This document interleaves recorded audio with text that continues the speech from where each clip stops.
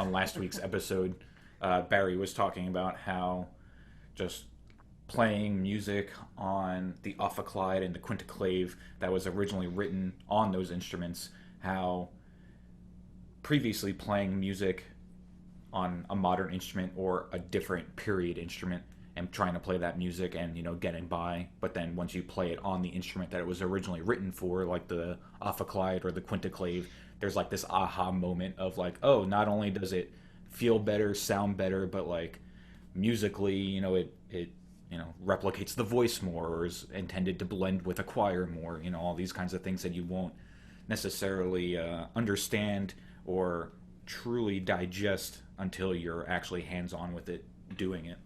Yeah, it's so true. I mean, to go back to the car thing, you know, you're not going to want to drive down a wooded path in a, you know, sports car, right?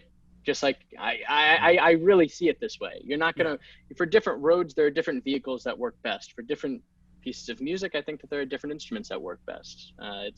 It's just, as musicians, we shouldn't be afraid of having a diverse palette. And of course, not everybody should be playing a million different instruments. The biggest challenge that I think we have to face as historical performers is, did Anton Stadler, Mozart's clarinet player, really have to play 12 different clarinets every day? No, he didn't. He had to play, you know, the clarinets that were familiar with his time. He played a 5-key or 6-key clarinet in A, B, et cetera, et cetera, et cetera. The biggest challenge that people like Barry and I have to face is, well, okay, we're playing things like, in his case, he's playing the ophicleide, he's playing the trombone, he's playing the baritone, he's playing this huge palette of instruments. Like I'm playing, you know, the clarinet, the basset horn, but not just the clarinet, an 18th century clarinet, an early 18th century clarinet, a 19th century clarinet, a late 19th century clarinet.